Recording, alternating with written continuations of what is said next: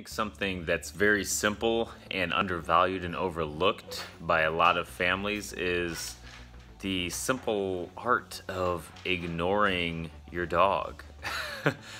So many of the behaviors that our dogs do on a regular basis are a result of continuously getting attention through those behaviors. One of which, whining and losing their minds in the crate. So right now we've got, well, actually, all the dogs that we have right now have had issues in the crate while they've been here, for some longer than others, some more severe than others. But just the first thing that we will typically do to alleviate this problem with the dog is to basically ignore them while they're doing this in the crate for the first 2 days. For a decent amount of dogs, that actually has a huge impact on their level of crate anxiety and or just whining or barking, be it anxiety or containment phobia or demanding behaviors or just frustration. A decent bit of dogs will stop those behaviors just if you don't give them any kind of response.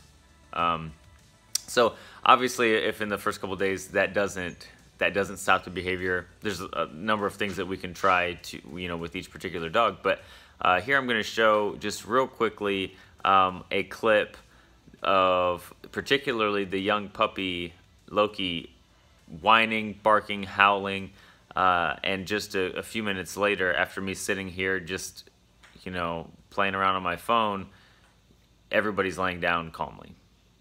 So check this out.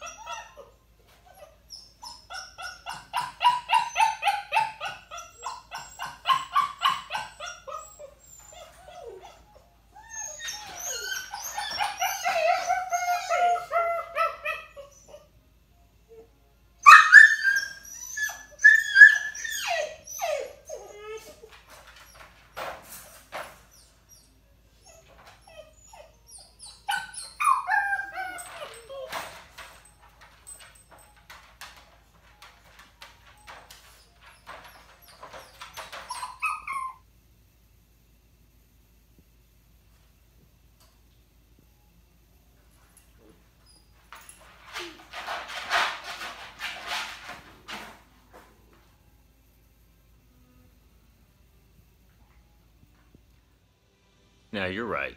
Of course, they won't stay quiet and calm forever, and this isn't the be-all, end-all. They calm themselves down once, they'll never do this again.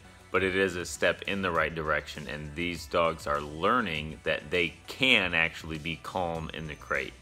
And I can assure you that when Loki started to behave that way, if I went and got him out of his crate, two things are happening. He's not ever having to work through this on his own, so he might legitimately not realize that a choice for himself in this moment is he could just lay down and be calm, because he's never maybe been calm in his crate if he always comes out when he acts this way. And also, he's going to learn very quickly that there's a cause and effect for this behavior, and the effect is he gets to come out and play, or he gets to come out and mom or dad holds him, or he goes for a walk, or he goes outside. So our dogs are always learning. Consider what your dog is learning and who's teaching who.